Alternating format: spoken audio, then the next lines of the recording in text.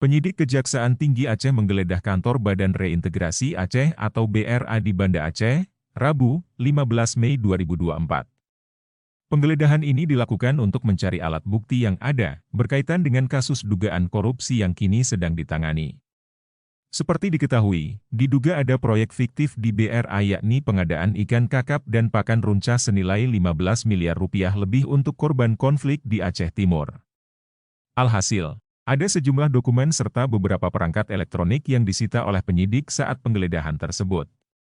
Ada satu box kontainer berupa dokumen serta beberapa perangkat elektronik yang disita oleh penyidik, ujar Kasipenkum dan Humas Kejati Aceh, Ali Rasap Lubis. Penggeledahan dan penyitaan ini dilakukan guna mencari bukti, agar tak ada alat bukti yang dimusnahkan atau dihilangkan.